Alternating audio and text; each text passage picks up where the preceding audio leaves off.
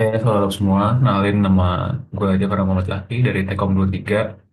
Di sini gue pengen ngasih asistensi ya ke kalian mengenai OAK karena kebetulan gue di semester ini adalah Astos OAK untuk yang KKI.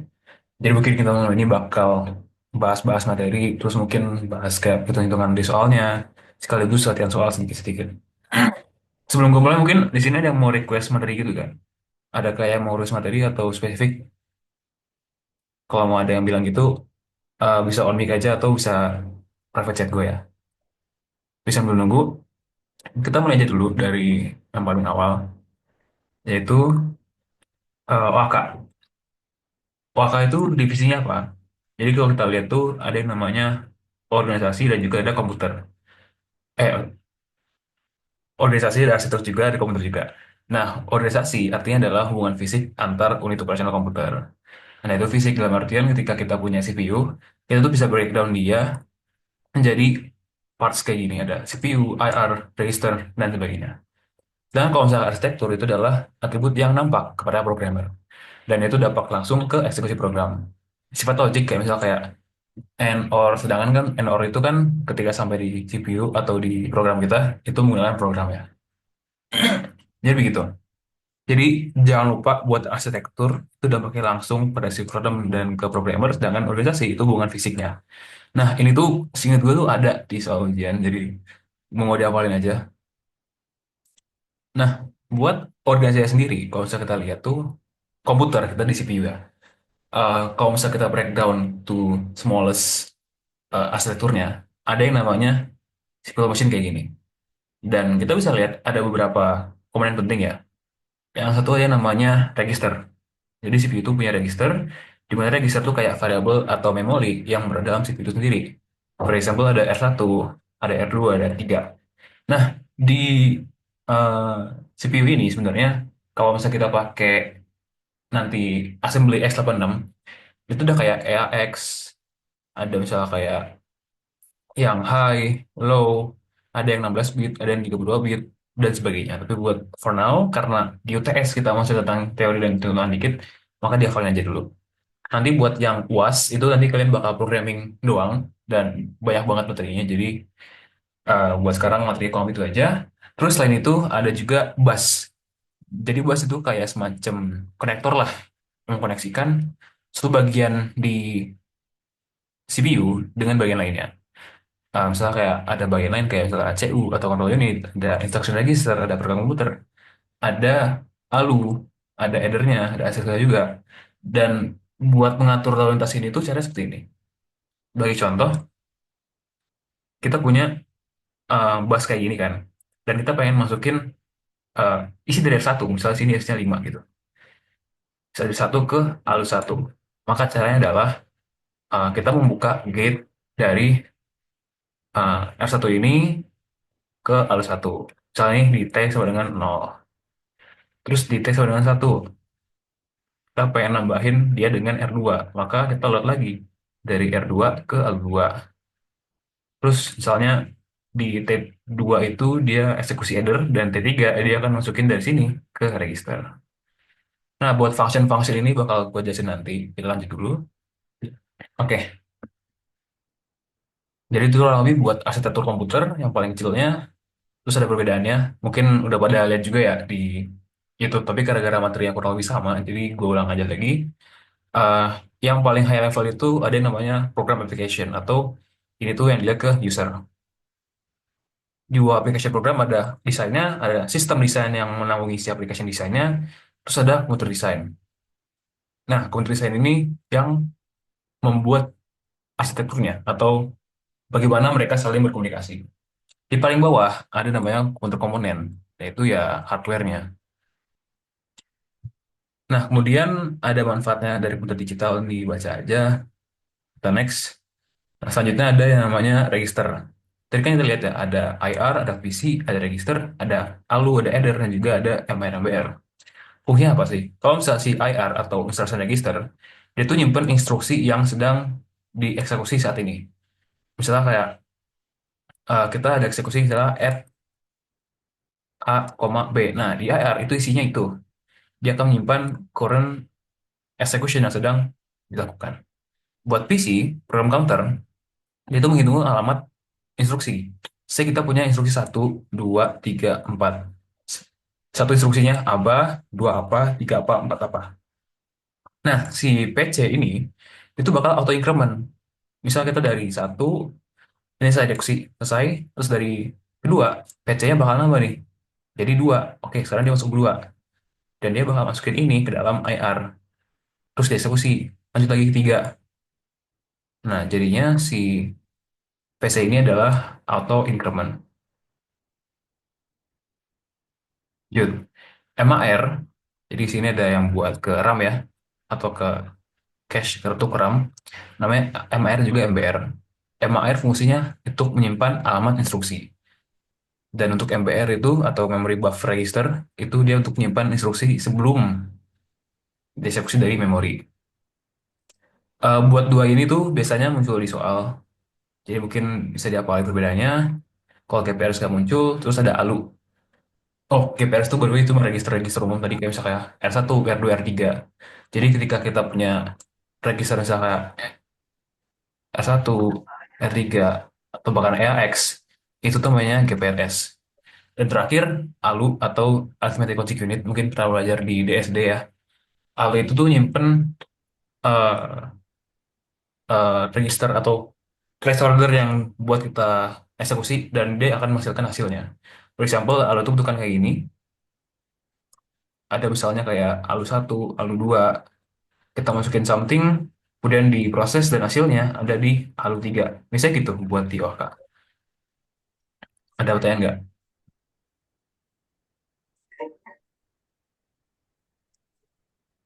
Baru itu jangan lupa di mute ya. Oke, lanjut. Kita bahas bagaimana suatu instruksi di eh, pada dasarnya itu bisa dieksekusi. For example, kita punya memori kayak gini, di mana eh, ada address memori dari 300 sampai 2, ada juga address memori dari 940 sampai 940. Ada juga komponen CPU, yaitu program counter, ada akumulator, dan juga ada IR. Jadi sebenarnya ada tambahan lagi di sini AC, itu bisa dibilang sebagai suatu variable sum, tempat kita menghitung something. Nah, for example, kita punya instruksi, yaitu 0101. Jadi kalau misalnya tadi Waka, kita tuh bakal sering hubungan dengan yang namanya bytes atau bit. Satu byte itu berisi dari 8 bit zeros and ones. Jadi for example, ada 01 sekian sekian sekian, itu tuh satu bit. Itu tetap satu byte. Kalau misalnya dua byte, otomatis dia 16 bit. Oke, lanjut. Nah, di sini kita punya opcode 4 bit atau seperdua byte, yang dimana sesuai dengan ketentuan dari gambar ini, dia itu load AC from memory. Jadi, pertama-tama ketika kita masuk, suatu instruksi itu bakal punya operator juga ada operand. Di sini tidak dikasih tahu operandnya gimana, tapi buat operator itu paling nggak di kiri dan operand itu di kanan. Contoh, ada instruksi add atau sub atau div, itu operator. Dan operandnya itu bisa register, bisa juga memori. Bisa kayak RA, RB. Yang artinya kalau misalnya di sini tuh menambahkan RB ke RA. Nah, di bahasa assembly ya, atau di x86, ketika kita compile program kita, dia itu bakal berubah jadi zeros and ones. For example, opcode add yang di PPT ini ada kayak 1000, terus kayak uh, operan RA, RB jadi berikut value-nya. Jadi total mereka tuh bisa make up an instruction. Nah, sebagai contoh, eh, kita punya instruksi yang namanya add RARB atau sama tadi. Di mana kalau misalnya kita bagi suatu program itu dia akan mempunyai macro program. Jadi ini itu function besarnya, tapi di function tersebut itu masih dibagi lagi menjadi beberapa anak-anakan. Jadi buat add kan kita perlu ALU. Sedangkan kita belum ada instruksi buat ituin ALU. Kita juga belum ada instruksi buat masukin ke RA. Jadi itu bisa dipecah jadi beberapa instruksi lagi. Ketika kita mau pakai add, kan di sini ada ALU ya. Ada ALU satu, ada ALU 2. sedangkan ini baru register. Jadi kalau misalnya instruksi ini bisa dibelah, yang pertama dibelah kabel. Jadi RA masuk ke alus satu. Dari sini dia akan masuk ke sini. Kemudian RB ke ALU 2. Karena kita mau namain RRB, maka ya dimasukin ke ALU 2. Nah, baru habis itu kan udah di ALU nih. Dia add sama alunya. Dia add, terus hasilnya masuk ke ALU 3. Jadi 10 tambah 5, 15. Hasilnya taruh di ALU 3. Terakhir, karena dia minta dimasukin ke RA, eh, ya kita masukin lagi ke RA. Jadi sekarang si ALU 3 itu isinya 15. Berarti tadi salah banget, sini harusnya 10 ya awalnya value-nya. Tapi karena slide-nya hapus jadi nggak apa-apa. So, kalau misalnya kita gerakin instruksi itu, ini tuh ada tiga fase. Ada fetch, ada decode, ada execute. Yang tadi gue lakuin itu baru execute. Gimana kalau misalnya kita punya kode nih? Misalnya kita punya kode, misalnya kayak 01, 01, 01, 01, ada inline 1, inline 2, ada 01 sekian. Nah, bagaimana dari kita punya lines of code yang begini, itu tuh jadi ya kayak gambar tadi, di execute. Jadi gambarnya, caranya adalah tiga. Pertama dari, setelah dia ada instruction ya, ada sekian sekian sekian instructionnya, ini masih zero sense one, dia itu bakal fetch. Jadi misalnya kayak ini satu, terus PC nya satu, si PC itu bakal nge-fetch satu ke dalam IR, itu fetch. Kemudian ini kan masih 0,1 ya, si itu tuh nggak tahu dia mau ngapain, maka kita decode dulu ini tuh maksudnya apa. Ketika di decode, kita baru tahu, oh ini artinya add RARB gitu. Baru terakhir dijalanin. Dan setelah satu kelar, dia kan bakal increment per satu. Jadi misalnya PC sama dengan 2 kan, maka dia bakal fetch yang 2 nih, terus di decode lagi, di execute lagi, dan the loop dan terus. Jadi basically that's how assembly works gitu. Jadi ini sama aja kayak tadi jelasannya. Nah, buat operasi di CPU, kan tadi ada yang namanya opcode dan juga ada operand. Nah, opcode itu tuh di predetermine oleh suatu pembuat CPU. Sebagai contoh, kayak Intel. Intel itu misalnya load A itu 001, terus load B itu 0010. Terus kayak store, misalnya kayak 0100 dan juga add itu 1000. Buat description-nya itu eh, berikut dan juga operannya, tapi ini tuh nggak perlu dihafal karena biasanya program itu, soal itu ngasih tabel kayak gini. Lanjut, jadi kayak tadi ya, contoh. Misalnya kita punya RA, RB, ada juga PC, ada juga AR, ada juga memori. Nah, ketika kita punya PC misalnya 0x002, dia tuh bakal merujuk ke memori. Jadi ketika kita punya 0x002, ini tuh hexadesimal, dan hexadesimal tuh bakal merujuk ke somewhere in memory. And this lanjut ke 0x002. Ada apa di 0x002? Ketika kita tadi fetch, itu bakal masukin ini ke dalam si PC-nya. Dan ini belum diproses. Sorry, ini bakal masukin ke IR-nya. Oke, ketika dia masuk di IR, ini tuh belum di decode kan. Itu artinya apa? Ada opcode-nya, ada operand. Tapi artinya apa? Baru di decode. Bahwasannya 1000 sekian sekian sekian artinya adalah add RA RB. Oke, udah di decode. Terakhir kita execute. Execute program add RA RB. Tadi kan kita perlu ALU ya. Berarti misalnya RA5, RB10, kita bakal pakai ALU di mana as we know tadi ada 4 kan micro instruction-nya. Jadi ini kayak instruksi besarnya terus dibagi jadi 4. Nah, dia bakal instruksi di mana RA bakal diambil, LB diambil, terus mereka dua dimasukin sini, dioperasikan, dan kemudian terakhir dimasukin lagi ke si RA-nya. Jadi kurang lebih begitu. Bisa juga kalau misalnya punya program kayak add RA, terus dia ambil ke memori, say add RA, terus 0x124. Itu bisa juga, di mana artinya ketika kita punya si berikut, dia bakal ambil RA, kemudian 0x24 itu bakal di fetch dari si memori. Nah, buat ngitung clock cycle-nya ya, jadi kan kita punya kayak berikut.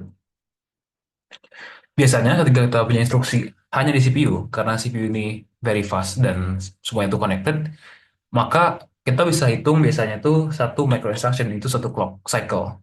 Sebagai contoh, ini kan tadi 4 ya.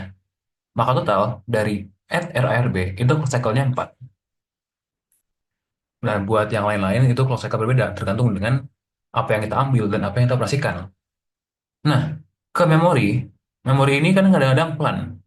Jadi, buat menghitung clock cycle-nya, itu berbeda juga hitungannya. Sebagai contoh, gue punya soal sini. Misal kita punya instruksi dan prosesor Intel, yaitu sub R1, X1, X2, X3. Yang artinya, eh, kita tuh bakal ngurangin X3, ngurangin F2 dengan S3, terus hasilnya disimpan ke R1, di mana X adalah memori, dan one access to memory itu 30 nanosecond. Kalau misalnya operasi aritmatika sub ini 2 nanosecond dan transfer hasilnya ke alur register itu 1 nanosecond, maka total waktunya berapa? Jadi dari sub R1, X2, X3, itu bisa gue ubah ya, jadi micro instruction berikut. Yang pertama adalah kita pengen ngambil dari X3 dulu masuk ke alur 1. Maka, sorry, X2 dulu.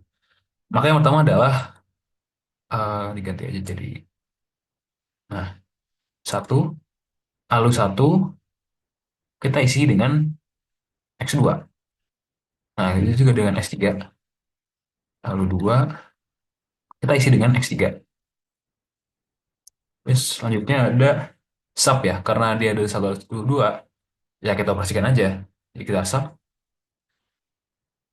Terus terakhir, dia nyimpan ke register, register R1. Dan dia perlu waktu nanosecondnya 1. Berarti kita masukin ke R1 dari ALU 3. Nah, total ini tuh kan tadi berapa? Akses ke memori 30 nanosecond, ini 30. Terus ini juga 30. Makan waktu nanosecond buat sub, maka ini 2. Plus ke register itu 1. Maka total ini 63. Maka jawaban totalnya adalah 63 nanosecond buat keseluruhan instruksi berikut. Oke, kita lanjut ke materi berikutnya, yaitu fetch. Nah, buat flash itu tadi kan kita punya PC, kita punya IR, dan juga ada yang ke memori itu ada MAR dan MBR. Nah, ketika kita punya something di PC, alamat instruksi dari PC tersebut itu akan dipindah ke MAR. Kita lihat. Kemudian ketika dia read, MAR ini kan isinya alamat instruksinya, maka dia akan cek alamat itu di memori ini, misalkan ada memori ya. Dia akan cek dan ambil instruksinya ke MBR. Dari MBR baru ke IR masukin sini, tapi PC juga di increment. Jadi ibarat tuh kalau misalnya MAR tuh yang ke arah kiri, MBR itu yang ke arah kanan. Nah, ada materi selanjutnya yaitu ada von Neumann bottleneck.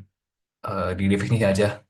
Kalau misalnya kecepatan transfer data antara memori dan CPU itu tergantung eh, pada jumlah instruksi yang bisa diparalel dan jumlah instruksi yang tidak bisa paralel. Nanti bakal ada penjelasan lebih lanjutnya. Terus ada ini rumus-rumus, kita lanjut aja dulu, nanti bakal ada session khusus.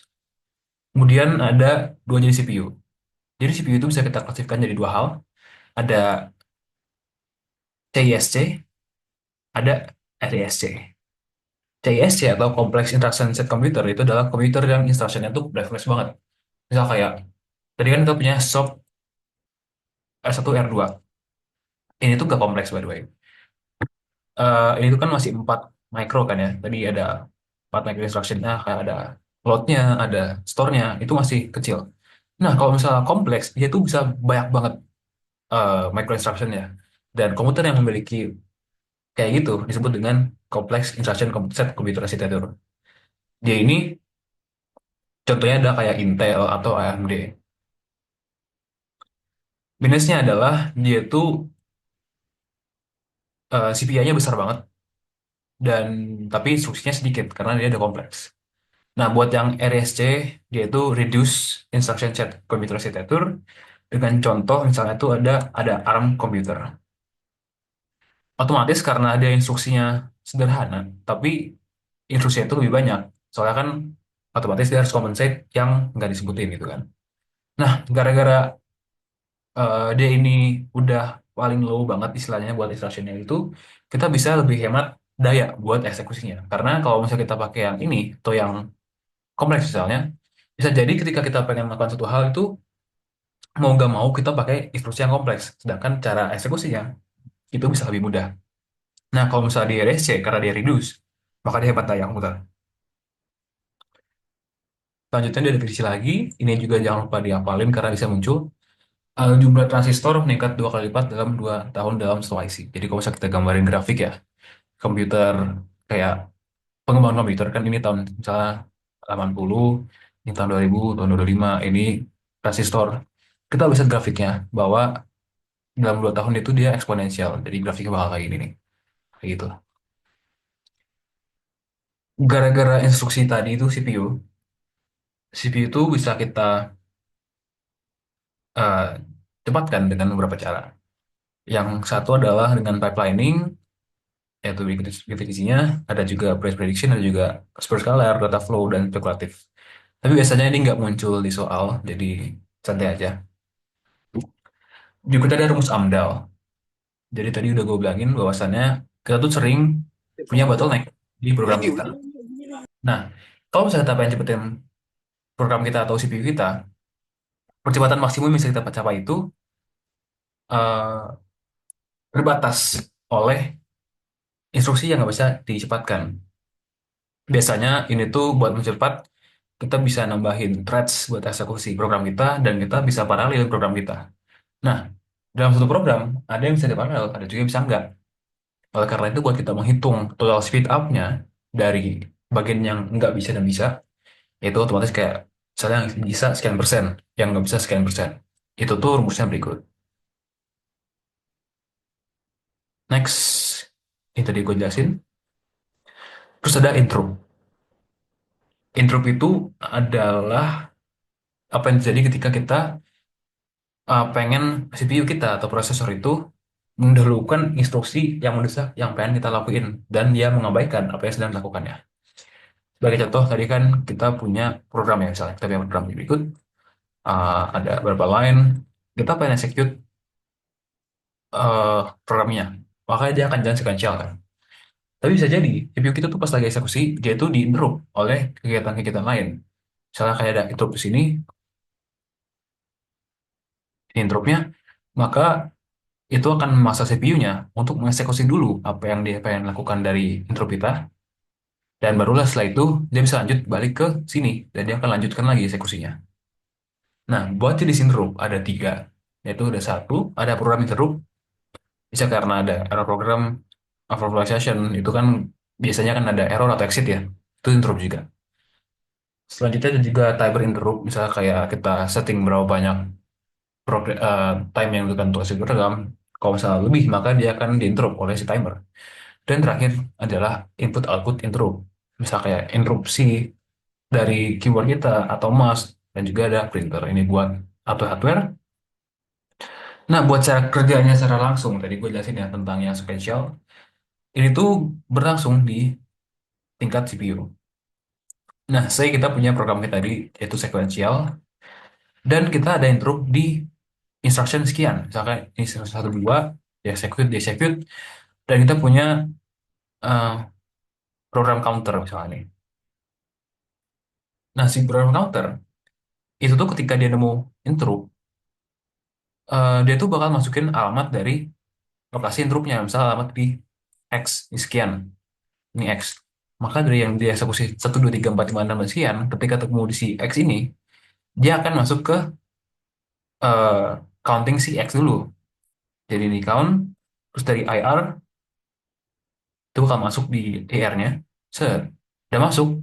Maka yang dieksekusi adalah ini, terus dan anak-anakannya, misalnya ini X plus 1, X plus 2, dan seterusnya. Ini dieksekusi, ketika selesai, dia akan kembali ke I plus 1 di sini. Dan ini akhirnya.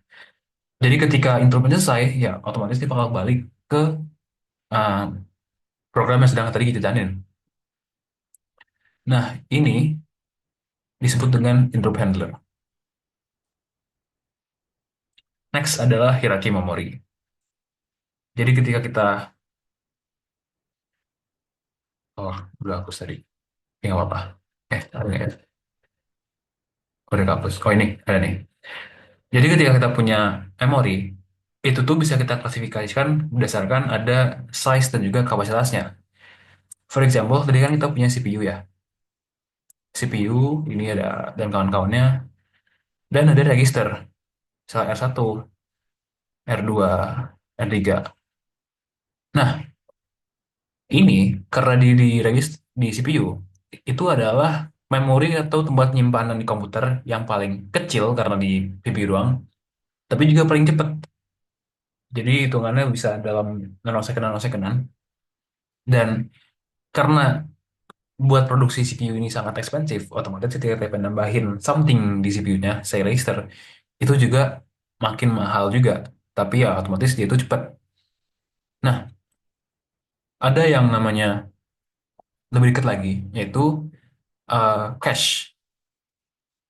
Cache CPU misal kayak cache L1, L2. Dia itu less expensive dibanding yang register. Makanya cache itu misalnya cuma sekian MB ya, saya 2 MB sampai 8 MB. Tapi itu dia lebih cepat. Selanjutnya ada yang namanya RAM. Jadi RAM ini juga memori hitungannya, tapi dia itu volatile. Dalam artian itu bukan buat penyimpanan. Karena RAM itu 8 GB bisa dibilang cukup mahal ya, tapi dia tuh lebih murah daripada si cache. Habis itu ada lanjut ke non-volatile atau buat storage. Nah, di sini lebih murah dan juga lebih aman buat nyimpen data, tapi gara-gara storage tidak besar, maka dia tidak bisa menyimpan buat long term. Contohnya ada kayak SD card, ada juga USB gitu. Kemudian ada yang namanya hard disk, yang itu berarti dia tuh non-volatile dan juga buat long term use. Tapi karena hard disk itu murah banget, maka itu buat storage yang besar. Sebagai contoh, sehingga itu sekarang 1 tera itu dari bawah 1 juta, jadi murah banget. Dan terakhir ini nggak kita hitung. Nah, buat di soal, biasanya itu diklasifikasinya berdasarkan sudut. Ini buat yang paling fastest, ada register, ada satu atau dua, dan ini ke slowest. Oke, kita lanjut. Nah, ketika kita punya CPU tadi kan kita punya namanya cache ya. Eh, ini tuh dipakai buat eh, mengurangi dampak dari von Neumann bottleneck tadi, yaitu ketika kita punya bottleneck di CPU kita. Kita pengen akses yang cepat, tapi nggak bisa. Oleh karena itu, kita perlu sebuah jembatan antara CPU dan juga memori. Nah, jembatan ini disebut dengan cache. Dan dengan cache, itu isinya adalah data yang sering diakses oleh prosesor. Saya kita ketika akses sebuah memori, itu tuh time-nya misalkan 30 nanosecond atau 50. Dan kalau misalnya kita punya kayak something yang common, misalnya kita punya file A, kita tuh sering akses file ini. Dan gara-gara kita sering akses, kita tuh perlu bolak-balik kayak ini kan 30, ini 30 lagi. Dan kalau misalnya akses berkali-kali, itu sangat-sangat buang waktu. Oleh karena itu buat speed up, kita bisa menyimpan si A itu di sini. Set. Jadi yang sering diakses oleh prosesor atau bahkan kita itu bisa simpan ke cache, dan cache ini kan lebih cepat ya, misalnya kayak ini kan 1 nanosecond C, cache itu faster, much faster dari si memori, jadinya yang kita simpan di sini, dan ketika kita akses kita kan perlu lagi ke memorinya, kita cukup ke si cache. Nah, dengan ini otomatis waktu akses kita lebih turun. Buat cara kerja cache. Jadi kan gue udah lihat kalau misalnya ini tuh juga something yang di memori. Nah, buat operasi umum dari CPU dan juga memori, itu saya kita pengen something A tadi kan. Nah, CPU itu tuh awalnya sebenarnya pengen minta ke memori ini kan. Jadi dari cache dia akan minta A. Kalau misalnya A ini ternyata ada di memori, misalnya ini ada nih, A ini ada memori, maka kita sebut dengan dia itu namanya hit. Yang arti apa yang kita cari itu ada memang di cache. Kalau misalnya nggak ada, otomatis dia belum nyari dong si A ini. Dia bakal nyari di A dan request kita dari sini itu diterusin ke memori dan baru balikin. Ini yang disebut sebagai miss. Seperti itu. Nah, buat hit ratio, itu adalah hit kali hit plus miss. By the way, Raul bisa tolong di mute gak? Thank you. Lanjut. Nah, buat metode mapping ya, di case ini ada beberapa. Yang pertama ada direct mapping. Direct mapping ini ketika lokasi cache-nya itu tetap buat setiap memori, tapi dia sering miss. Berikut berikut cache direct mapping ini dihafal aja karena teori dan biasanya itu muncul. Terus ada full associative mapping, ini definisinya, di mana kita bebas. Kalau tadi kan si direct mapping ini kan dia ikutan aturan banget ya. Saya kita punya kayak ini di sini, maka kita harus itulah ikutan aturannya buat nyumun dia secara directly. Dan kalau saya lihat, dia itu kan sesuai dengan urutannya gitu. Jadi dia tetap cache, tapi dia tidak secepat yang fully associative. Nah, yang fully associative, dia tuh bebas mau naruh di mana aja. Saya kita punya ini di memori sini, kita tuh bisa nyimpen dia di sini, di sini, di sini, dan gak harus kayak si direct mapping yang urutan banget gitu. Maka plusnya kita bebas mau nerima aja, tapi konsekuensinya ketika kita pengen ngambil something yang dari acak-acakan ini, dia itu lebih lama otomatis karena perlu di search dulu. Sedangkan kalau misalnya kayak direct memory itu searching time yang lebih cepat karena kan dia order gitu ya. Nah, buat battle hal ini ada campuran dari direct dan juga asosiatif. Namanya set associative mapping. Jadi dia tuh bagi cache-nya menjadi set dan pada set tersebut kita bebas mau ambil dari yang mana. Ini tuh yang sering dipakai sekarang dan ini the best for now. Terus ada rumus buat ngitung berapa banyak average access time. Kan tadi ada yang hit atau yang miss ya. Nah, berapa access time-nya dari kombinasi hit dan miss kita. Nah, itu tuh ada rumusnya berikut. Nanti gue jelasin lebih lanjut. Dan ketika kita punya cache, entah itu dia tuh set associative mapping atau direct mapping atau fully associative, by the time kita udah nggak perlu, kita tuh bakal buang data di cache. Nah, mengganti atau membuang ini, kita sebut dengan namanya replacement algorithm. Ada 4 layer ya, dari yang ini yang best, ini worst. Yang worst, sorry, ini balik. Yang random itu yang worst, yang LR itu yang best. Jadi ada 4 cara, yaitu pertama ada random, jadi bisa kayak A, B, C, D. Kita nggak peduli nih, mana yang lebih terakhir dipakai, mana yang paling sering dipakai. Jadi ketika kita punya punya cache, punya nyimpen, whatever random pick ya udah kita delete aja kita timpa gitu, ganti dengan X gitu misalnya. Itu buat yang random. Otomatis kita nggak bisa set priorities berdasarkan yang kita perlukan atau yang kita nggak perlukan dan itu nggak bagus buat cache kita. Nah, buat betul hal itu biasanya itu ada teknologi namanya FIFO atau first in first out.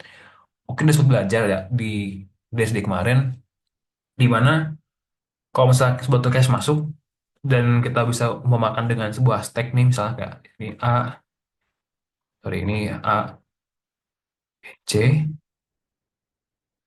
misalnya ini paling lama, ini paling cepat,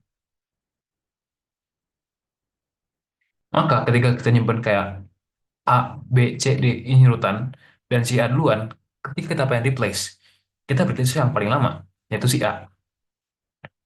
Kita ganti dengan misalnya X gitu. Dia simpan di situ. Nah, ada LIFO itu sebaiknya yaitu last in tapi first out. Otomatis yang diganti adalah yang paling baru masuk. Dengan di analogi ini berarti kalau misalnya kita punya kayak paling cepat dan paling lama kayak ini, yang diganti bukan si A tapi si D. Karena si D ini yang paling terakhir. Terakhir adalah yang paling bagus atau least recently used. Jadi kalau misalnya kita punya ranking ini, kita rankingin sebuah memori, misalnya tadi punya ABCD, kita pengen ganti dengan cara yang paling efektif yaitu, misalnya kita punya counter nih, ini kita punya counter tapi nggak tahu ya di CPS ini gimana, tapi saya gitu punya counter, kita misalnya kayak hit si A sekali, hit sekali, terus si B sekali, C sekali, dan dua kali, terus kayak B di hit lagi, C di hit lagi, bla bla bla bla bla bla, sampai mereka itu kita bisa lihat nih berapa masing-masing cache ini udah berapa kali di hit dan berapa kali dibiarin gitu. Nah, oleh karena itu, list recent use itu bakal nge-replace yang paling jarang di hit. Dan karena kita pakai counter, otomatis yang bakal diganti adalah yang counter paling kecil, yaitu si A ini.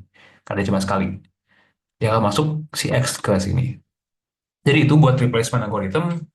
Berikut ada hafalan, ini hafalan buat soal PG biasanya ada dua write policy, ada write through, ada juga uh, write back.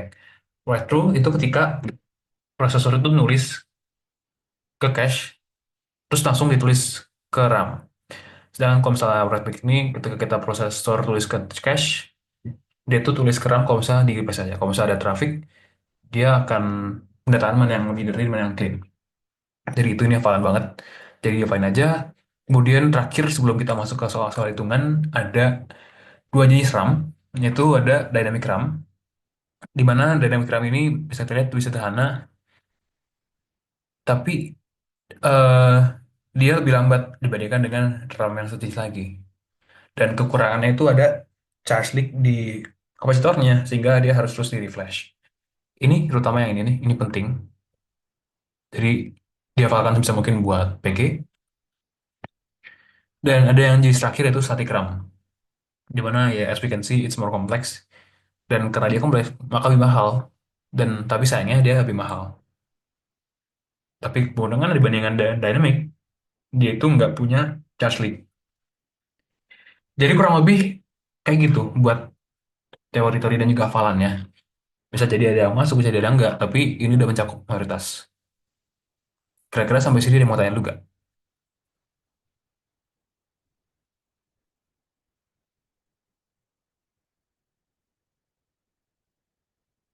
Oke, karena nggak ada yang nanya, gue anggap nggak ada yang mau nanya. Kita lanjut ke soal hitungan.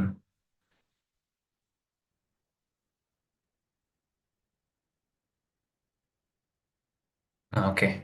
Karena OAK ini nggak cuma hafalan, tapi juga ada soal-soal hitungan. Gue udah compile nih beberapa materi-materi hitungan yang bisa muncul. Yang pertama adalah CPI. Jadi kita punya sebuah program ya. Tadi kan ada misalnya instruction ini, instruction A misalnya, instruction B. Dia itu kan bakal punya beberapa micro instruction. Misalnya ini masih ada ininya, ini juga masih ada anaknya. Nah, buat kita menghitung average clock dari instruction tersebut, rumusnya adalah sum dari CPI dikali I-nya per IC. Yang dimana kalau misalnya gue langsung terapin di soal, saya kita punya soal ini. Itu juga soal yang kemarin, tapi bakal gue kerjain lagi supaya pada paham. Bisa kita punya program di assembly dengan microprocessor speed-nya itu 2 GHz. Ini karena kita lagi hitung versi PI, jadi bisa kita disregard saja, nggak perlu ini. Nah, yang kita perhatikan adalah angka-angka ini, di mana the execution of program yields following statistik. Buat yang aritmetik, misal aritmetik, itu dia CPI-nya 2 dengan hampir 60% of the time. Terus jenis apa lagi nih? Ada jenis load store. Load store CPI-nya 4 dengan hampir 30% of the time. Dan terakhir ada branch dengan CPI 6 dan Yapir. Oh ini kayak kurang nih.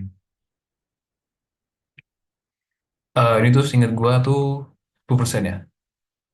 Ini 10% harusnya. Oke, jadi kita punya branch 10% dan kita disuruh hitung average CPI dari program ini. Jadi dengan rumus tadi kita bisa hitung average CPI.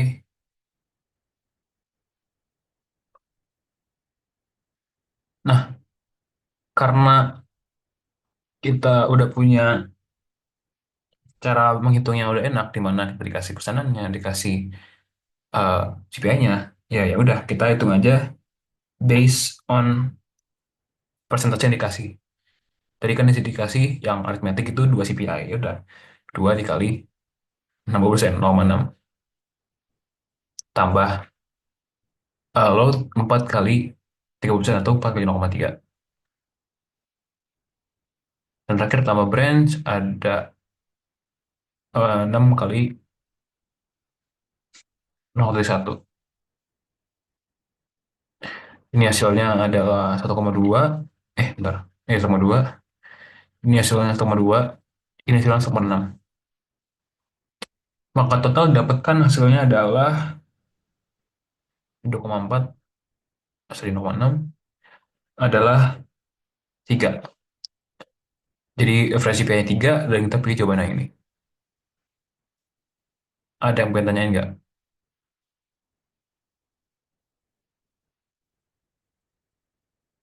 Oke, gue anggap nggak ada. Dan kalau misalnya ada yang mau nanyain lagi, bisa di resign aja ya. Lanjut.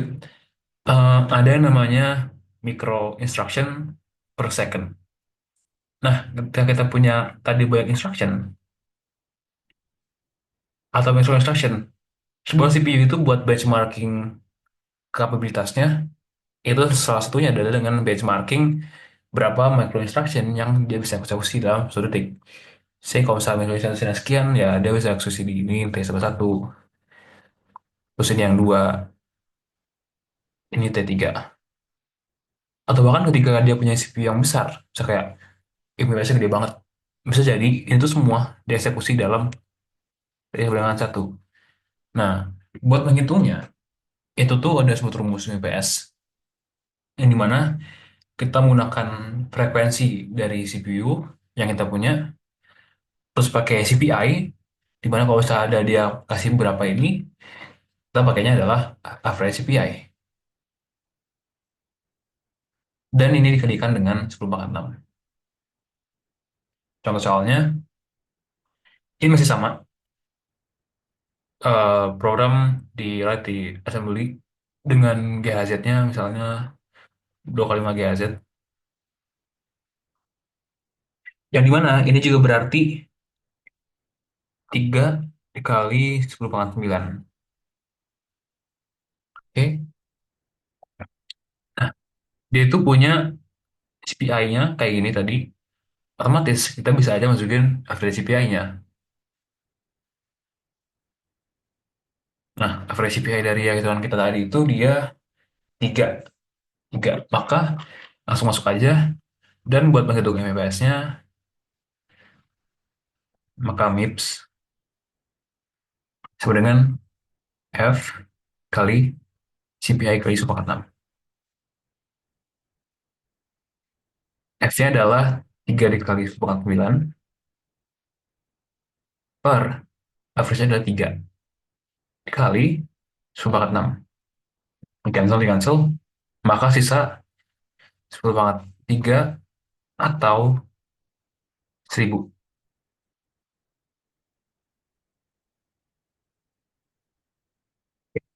Jadi total MIPS yang kita punya dari soal ini adalah 1000 micro instruction per second.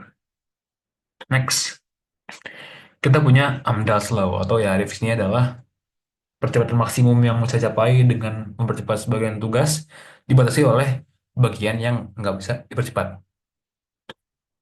Say gue punya program ya. Buat digambarinnya mungkin si Amdahl's Law ini bisa kita buat program C. Kan teman-teman kan udah belajar ya, Progdas.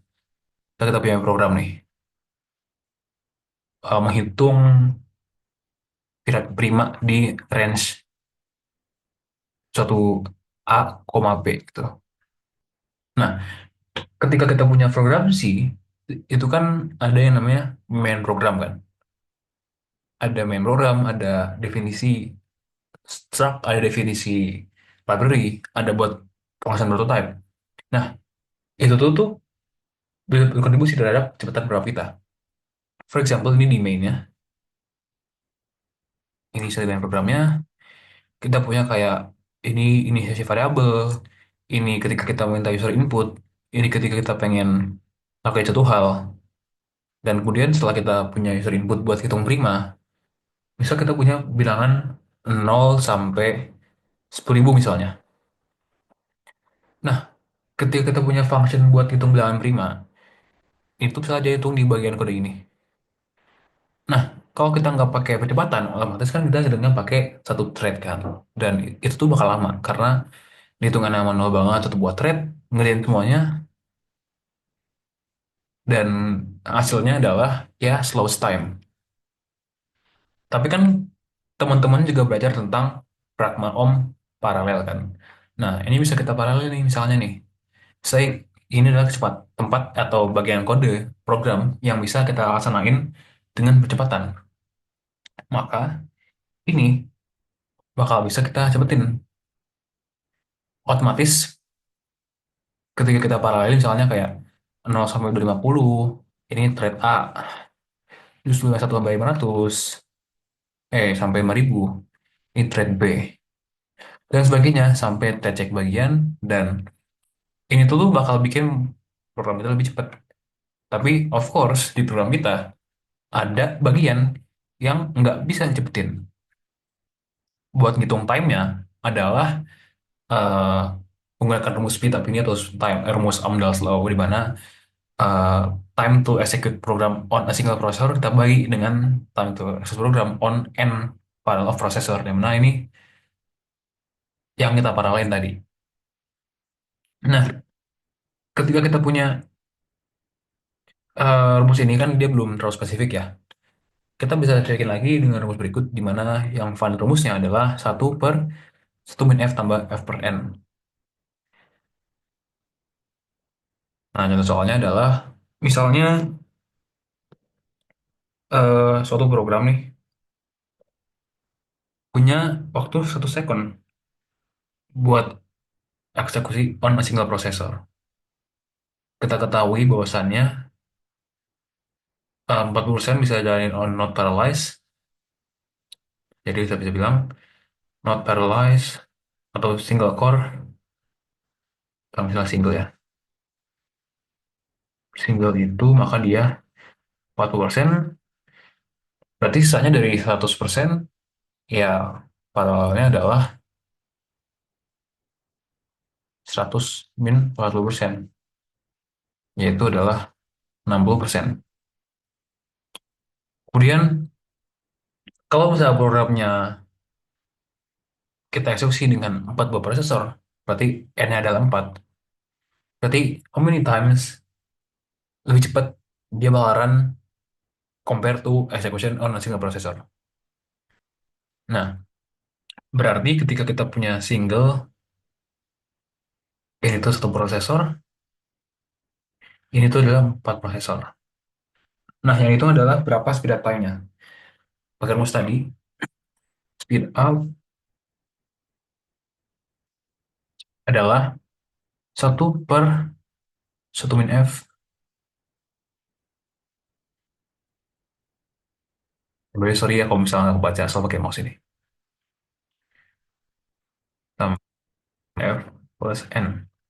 Di mana 1 dibagi, kita punya 1 min f. Eh, f itu adalah bagian program yang bisa diparalisasin. Berarti yang bisa kita jalanin adalah eh 60% kan tadi. Bentar. Hmm,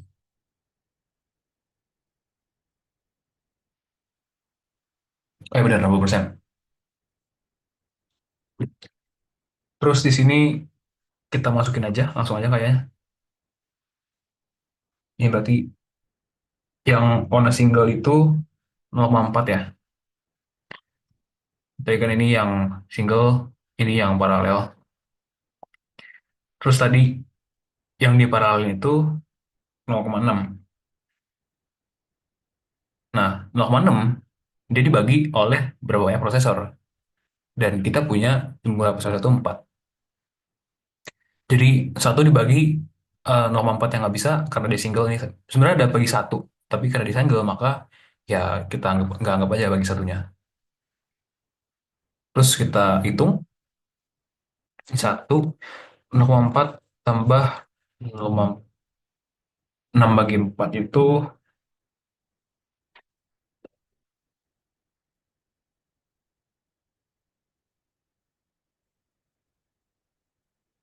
woi, 0,15. 0,15. 0,55. Jadi kalau misalnya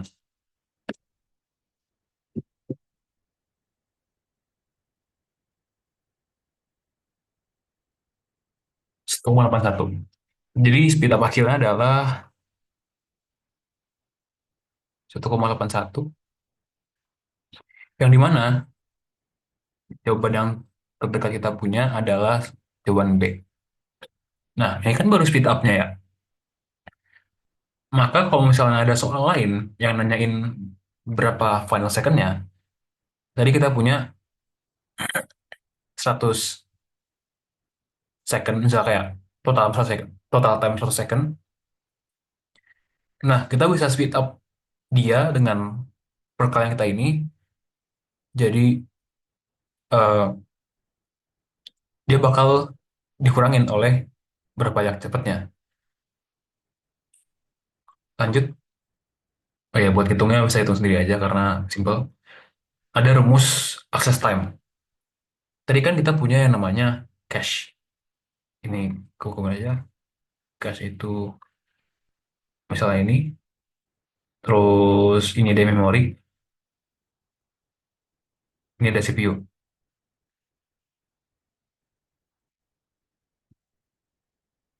Ini siapa yang ini layar? Berlanjut. Nah, ketika kita mengakses cache, itu tuh kadang-kadang ada yang hit, ada juga yang miss. Nah, ketika kita menghitung berapa banyak dari program kita dalam bentuk second ya, berapa banyak yang hit dan juga berapa banyak yang miss, kita tuh perlu rumus berikut. Ada rumus umumnya itu ada T sama dengan ini kok, bentar ya. Oke, ada hit ratio cache dikali cache access time ditambah kalau satu min hit ratio berarti kan ini yang hit, sorry kuning. Ini bagian yang hit, ini bagian yang miss karena satu min hit ratio. Ini kan yang miss dikali dengan memory access time. Karena kalau misalnya dia miss, otomatis dia perlu akses si memori karena di cache gak ada. Nah, kalau misalnya kita cache-nya banyak layer, misalnya kayak L1, L2, L3 bahkan, L1 itu rumusnya berikut. Ada yang hit ratio L1 kali access time L1 dan seterusnya. Ini define aja rumusnya. Tapi buat yang L3 itu panjang banget dan gak mau di sini. Gak mau di sini. Tapi kalau misalnya mau dihafalin, hafalin aja. Tapi menurut gua, karena dia panjang banget, itu kemungkinan munculnya itu kecil banget.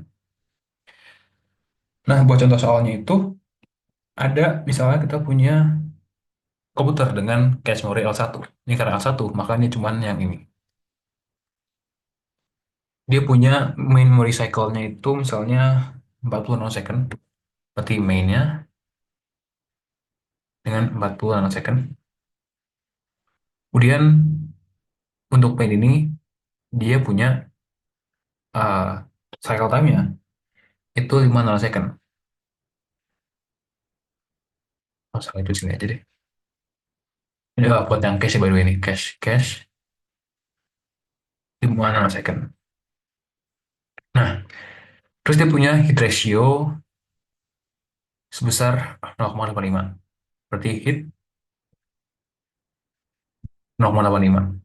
Nah, buat mencari miss ratio, berarti rumusnya adalah satu min hit. Berarti miss ratio dia adalah 0,15. Ditanya berapa average cycle of this memory di komputer. Nah, rumus itu tadi kan ada T sama dengan hit ratio-nya dikali cache access time. Kalau hit berarti dari cache berarti 0,85 kali 5. Terus ada tambah, ada mix ratio-nya itu 0,15 dikali dengan 40 nanosecond. Jadi gue kalkulator dulu 0,85 kali eh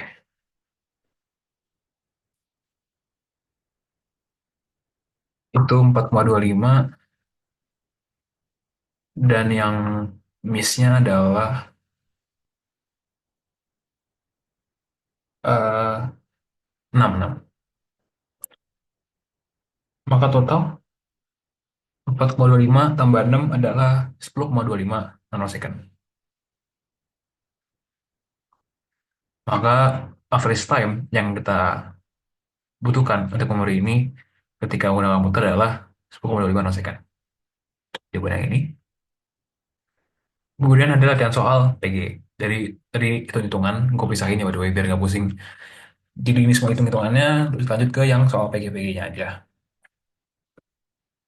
Soal pertama. Oh, by the way, di sini ada yang mau nanya dulu nggak? Gue tunggu sampai 2104 ya, kalau ada yang mau nanya. Langsung on mic aja atau bisa raise hand.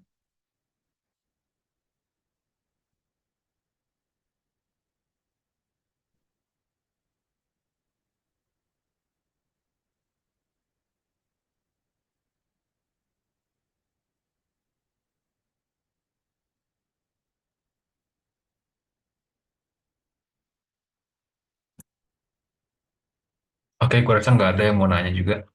Oke, lanjut. Soal pertama. Langkah akhir dari proses fetch instruction pada memori setelah unit memori berhasil membaca isi dari alamat yang dalam CPU adalah, nah, tadi kan kita punya yang namanya CPU, ada punya memori, ada juga yang namanya si MAR, MBR. Nah, kalau misalnya gue buat diagram, MAR itu tuh yang dari CPU, ini CPU by the way, ini memori. MA itu bisa tuh something-something yang menuju memori, sedangkan MBR itu something yang ke CPU atau dari memori. Nah, ketika soalnya minta, kita udah berhasil ke fetch. Berarti dari CPU, dia udah minta ke MAR, MAR minta memori, oh berhasil nemu. Nah, dia pengen return dari proses fetch ini. Kan buat menyelesaikannya otomatis, apa yang kita fetch dari program counter, itu udah balik ke IR. Maka, ketika kita punya something di memori, dia dimasukin ke MBR, terus dimasuk ke IR. Nah, jawabannya adalah, mana ya? C. Berarti memori mindahin hasil bahasa ke MBR, dan MBR mindahin ke IR, jadi gitu.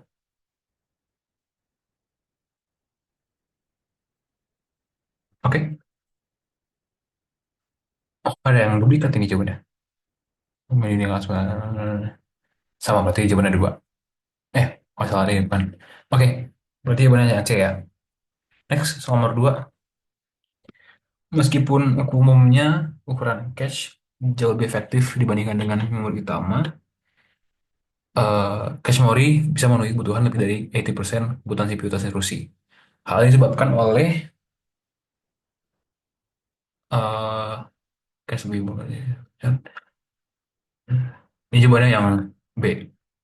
Jadi eksekusi program atau instruksi memiliki pola referensi lokalitas atau quality of reference. Karena tadi kan kita punya cache ya. Ada cache ini berisi hal-hal yang eh, pengen kita pakai. Dan oleh karena sebab itu, kita punya beberapa algoritma buat mengisi isi cache ini. Tadi kan ada Vivo, ada Livo, ada bahkan tadi locality. Nah, itu tuh untuk memastikan ada apa yang isi yang dari cache ini itu apa yang kita benar-benar butuhkan. Yang nggak kita butuhkan ya udah di memori aja, nggak kita fetch ke cache. Oleh karena itu, jawabannya adalah yang reference of locality. Lanjut. Tiga. Kinerja eksekusi instruksi yang sering diukur dengan cycles per second, cycles per instruction, CPU akan kecil jika, oke. Jadi kan kita tahu bahwasannya ada register, misalnya 2, 3, dan teman-temannya. Ada memori, misalnya ini kayak 0x110, 0x sekian. Ada juga hal-hal lain lah. Nah, ketika kita mengeksekusi di register, tadi kan di satu soal yang berikut sebelumnya, yang awal-awal banget tadi. Nah, waktu eksekusi aritmatika di register itu 2 nanosecond, dan transfer hasil dari ALU ke register itu cuma butuh waktu 1 nanosecond. Sedangkan memori itu bukan waktu 30 nanosecond. Dan di diagram tadi, nih, cycle time memori itu 30 sampai 50 nanosecond. Maka menurut gue jawaban yang paling make sense dari ini adalah GPI kecil. Kalau misalnya ya, memory cycle instruction kecil kalau misalnya instruksinya itu yang dieksekusi bilangan-bilangan yang ada di register.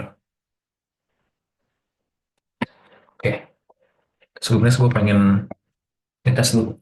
Nah, dah.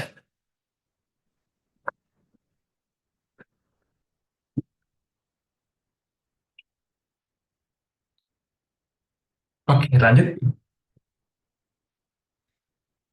Selanjutnya ada soal program counter berfungsi untuk, nah, tadi kan kita punya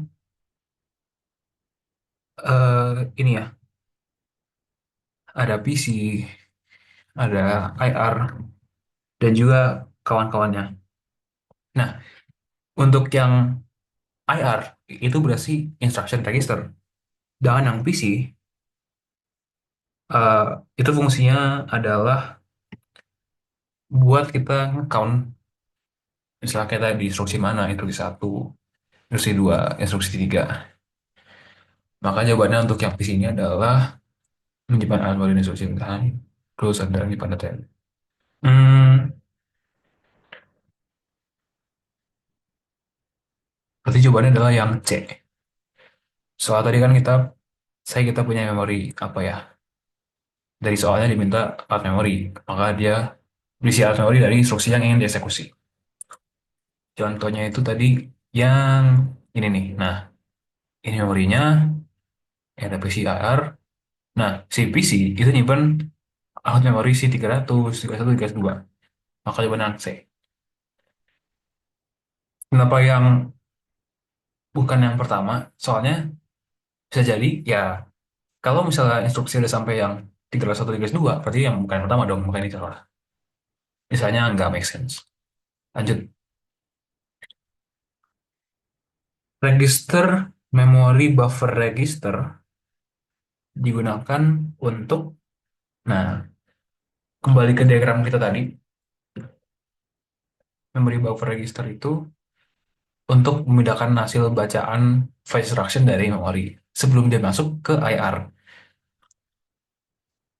Nah, besoknya adalah menyimpan alat memori yang sedang dieksekusi, menyimpan alat memori dari instruksi yang sedang dieksekusi, terus Penyimpanan data instruksi yang boleh di memori. Hmm, Jawabannya adalah yang hold on.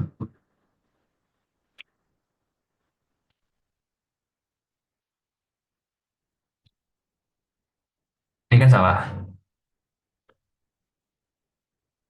Salah. Oh, berarti yang C.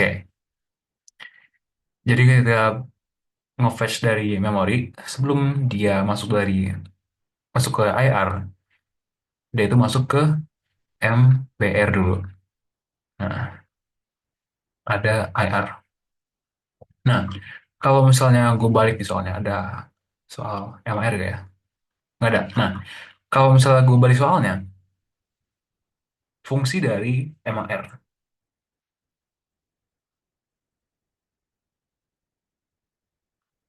Nah, si MR tadi kan dia tuh mengisi address register. Itu address memori yang pengen kita fetch. Maka buat si MR itu alurnya adalah dari program counter ke MR di atas aja deh. Dari program counter ke MR ke memori. Berarti kalau misalnya buat soalnya MAR, maka jawabannya adalah menyimpan alur memori dari instruksi yang akan dieksekusi. Itu buat yang MAR.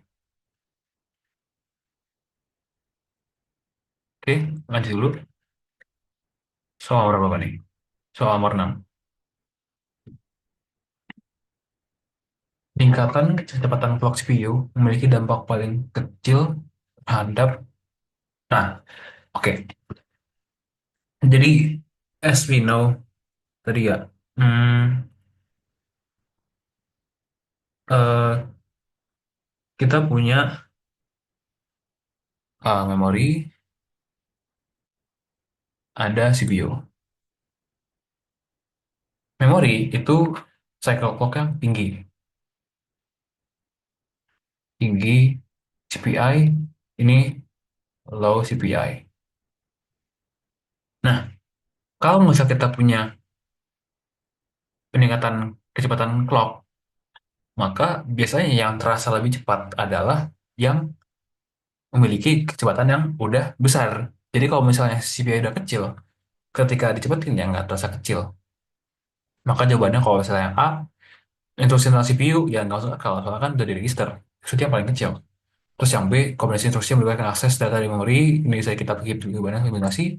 Terus ada kombinasi instruksi internal CPU, ya bisa disimpan dulu. Terus, nah, berarti yang D jawabannya. Soalnya kan instruksi yang melibatkan CPU memori itu kan load dan store. Itu salah satu instruksi yang paling lama. Kalau yang C enggak, soalnya tadi ada juga yang cabang. Nah, kalau saya kita refer balik ke soal yang tadi,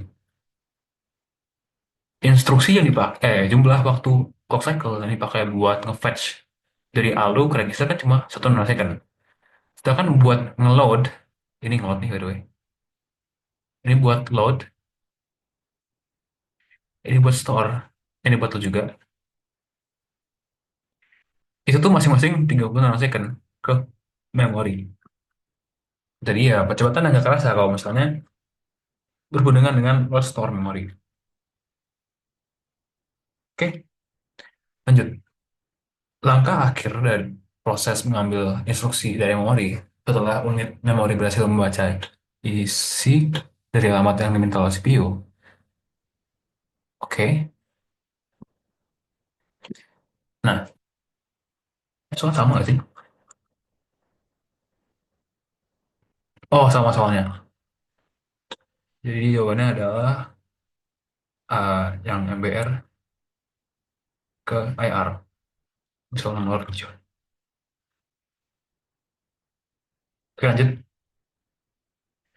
Salah satu ukuran kerja prosesor adalah CPI, yaitu Cycles per Instruction. Dan dalam eksekusi instruksi, prosesor tidak umum dibantu oleh register ALU, bus internal, prosesor, dan juga memori. Nah, CPI akan lebih kecil Kalau misalkan, ya, jadi kita punya pilihan yang A, instruksi yang dieksekusi mengalami bilang-bilangan yang ada dalam register. Coba yang ini. Soalnya kan, kalau misalnya kita punya clock cycle yang tadi, kan ada yang mau di register. Nah, kalau misalnya register, itu tuh memori yang paling kecil CPI-nya. Bisa sampai 1 atau 2 nanosecond. Sedangkan yang pure memory, itu 1 to 2 nanosecond. Jadi jawabannya adalah yang eh, bilangan-bilangan yang ada di register. Kalau yang salah, misalnya, misalnya salah. Lanjut, sekarang soal nomor 9. Sebuah proses sederhana dengan instruction register dan akumulator untuk operasi aritmatika memiliki panjangan instruksi 14 bit dari 4 bit opcode dan sisanya untuk address operand. Maka prosesor ini memiliki kapasitas maksimum. Oke, kan as you know ya, misalnya kita punya instruction, sorry, ini kita sebut sebagai instruction.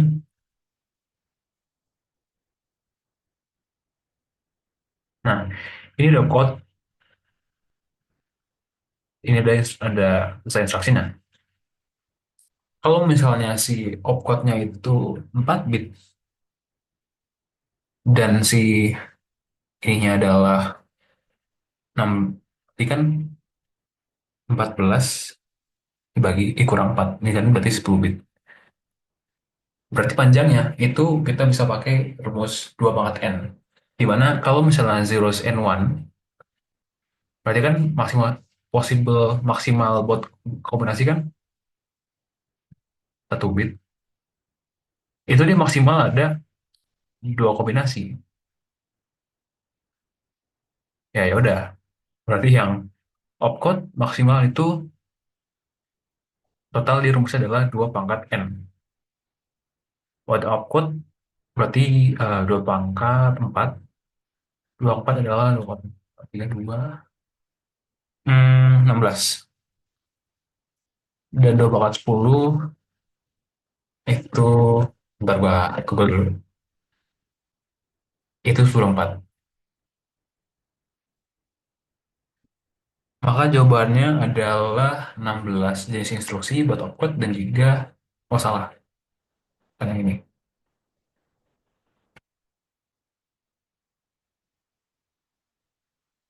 Sebentar, oke benar. Dan 14 memori. Berarti jawabannya adalah yang E. Oke. Nah, kita udah sampai eh di akhir soal kita. Jadi total ada 8, 7, 6. Ada 9 tambah 1, 2, 3. Total dari 15 soal tadi plus semua materi dan penjelasan, kira-kira dari teman-teman ada yang pengen tanyain nggak? Apakah ada yang kurang paham atau apakah ada yang pengen diperjelas materinya? Soalnya by penjelasan udah habis guys.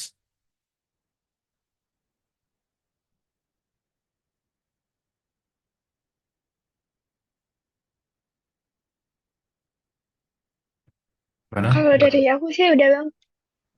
Udah. Dari teman-temannya gimana yang lain?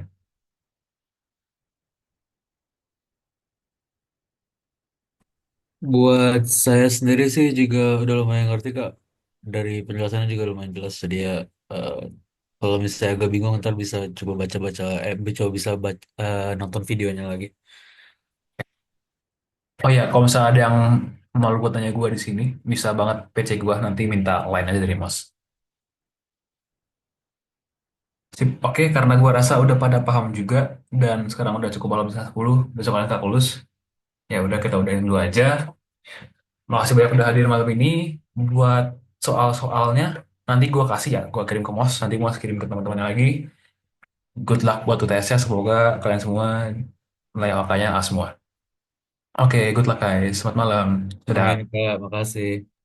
Selamat malam, makasih Kak. Semangat juga UTS-nya. Makasih banyak, Kak.